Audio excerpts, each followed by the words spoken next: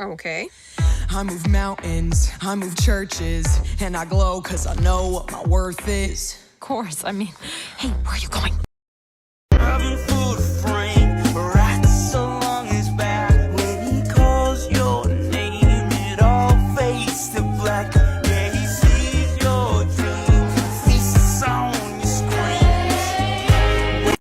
About Mariano's proposal to Isabella. Dolores, do we have a date? Tonight. He wants 5 babies.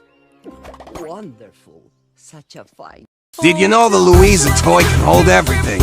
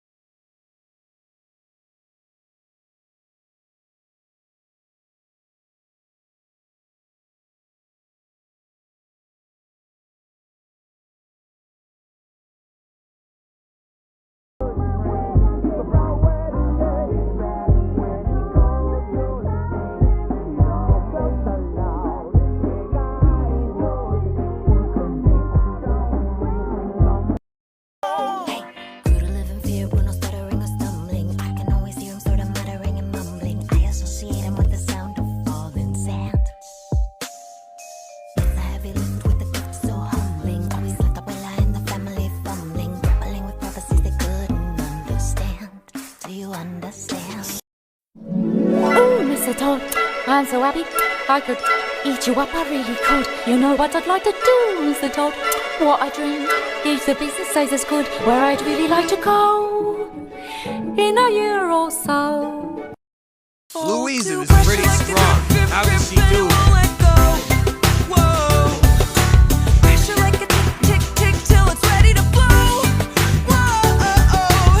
What should I do next?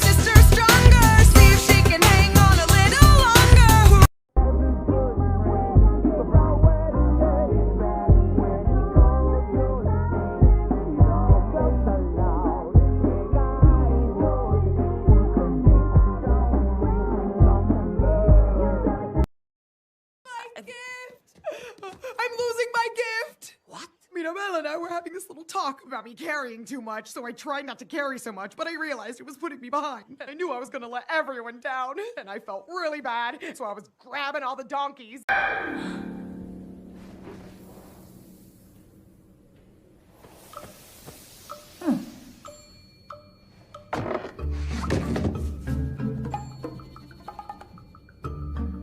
Bye. We don't talk about Bruno, no, no, no. We don't talk about Bruno. But it was my wedding day. Todo estaba listo con un clima precioso esa vez. Ja był rad. Precz przyszedł on z tym uśmieszkiem jak gnom. Tym czmą. A moi de le dire à Mirabelle. Continue mi vida para tu. Bruno diz que vai chover. E adivinha? 머리에 났었어. 모두가 웃었었단다. Voyons était soleil. 고개를 걷는 예대댁. Ne convoque pas Bruno, no, no, no.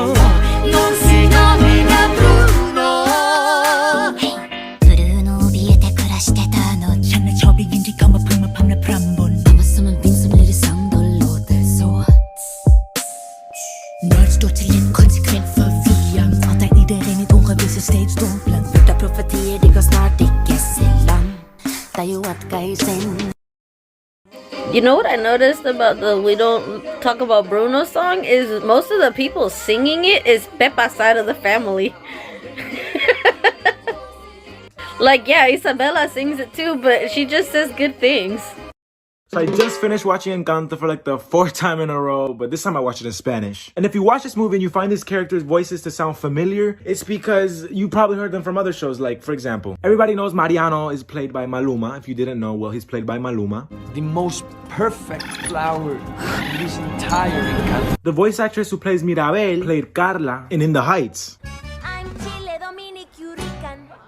But I always say I'm from Queens. Now, the voice actress for Pepa, la tía Pepa, she's been in a lot of Colombian novelas. One of them being Sin Senos No Hay Paraíso, Carolina Gaitán. I know her from Celia la Serie. She played Lola.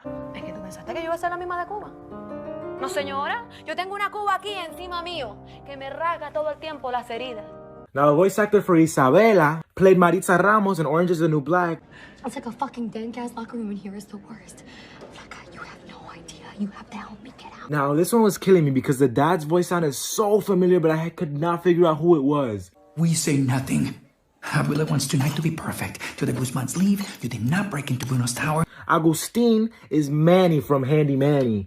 Wow. Hola, señor Alvarez. ¿Cómo estás hoy? How are you today? Which was, a lot of stairs and I'm here. Definitely seeing Disney. Kitchen adjacent. Ooh, plus free entertainment. So what do you like? Well, now I can never say I haven't seen people like me in movies. I literally saw an animated version of myself.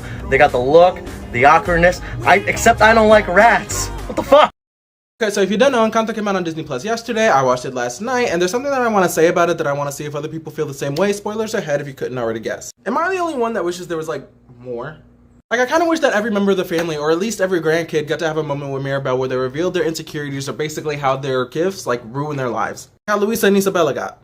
For example, Camilo's character description says that his gift gives him an identity crisis, which makes sense and is fair, but also, like, where was that? Also, the fact that Camilo was easily the least important family member in the movie, and yet he's one of the coolest in my opinion. Honestly, I feel like they could have fit every family member's insecurities into a single song and then have room for, like, way more story. Like how at the beginning Mirabel's singing, she's like, now you know the family, Madrigal. What if it's like a reprise of sorts, everyone's like bearing their soul to Mirabel and they're like, now you know the family, Madrigal. Like, hello. Missed opportunity. Missed opportunity. Also the fact that the magic was fading and Luisa's the only one whose powers were disappearing and they made it seem like it was more because she felt weak rather than the magic fading. Also the magic was disappearing and Isabela got stronger. Like what? Like no one seemed to be affected by the miracle fading until it went completely out, which made it seem inconsequential until it went completely out.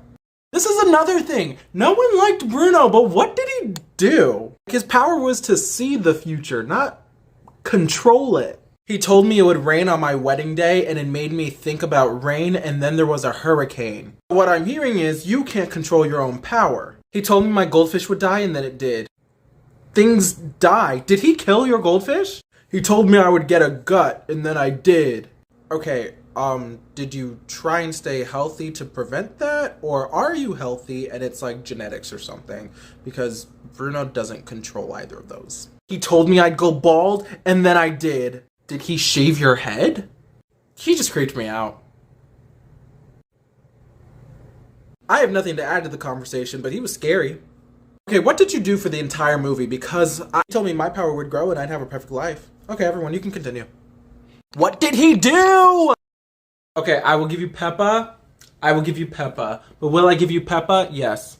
Tia Peppa's the only one whose prophecy was actually like caused by Bruno. Because it wasn't a prophecy at all. So when we don't talk about Bruno, Peppa mentions how on her wedding day, Bruno comes in and is like, it looks like rain. And because her power is affecting the weather with her mood, Bruno saying that made her think about rain. And then as a result, there was a hurricane on her and Felix's wedding day.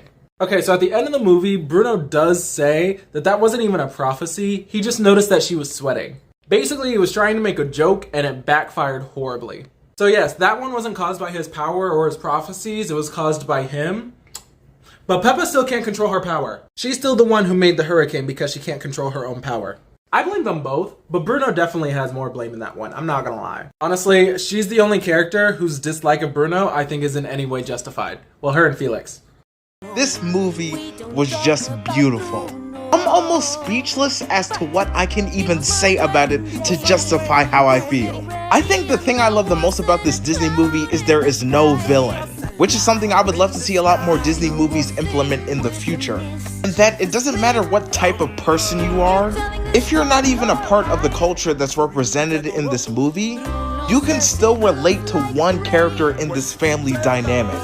Whether you're Bruno and you feel like the weird outcast that's kind of the black sheep, Or you're Isabella and you feel like you're the family member that has to be perfect. And you're not allowed to just chill and be down to earth and be you. Or you're the one who feels like the pressure is on you to succeed. You're carrying all this weight and you're shouldering it by yourself. Even if you're like the matriarch of the family and your eyes are more set on a traditional one-dimensional way of living and you feel like that's how things have to be. Or you may be that person who feels mediocre. Like you're looking at everyone else and you feel like they found their place in the world, but you just feel like you're stuck wondering what your gift is. Disney took the time to represent each one of those important family dynamics in this one movie, and that's the thing that I love the most about Encanto. It's vibrant, it's culture-oriented, it has amazing representation and diversity. And not only is this the blueprint for what I want to see in Disney going forward, this is the example of my standard for animated projects. And of course, Miranda was a part of the soundtrack, so we already knew it was gonna slap, but somehow I was still surprised. I mean, banger after banger. Like a favorite song.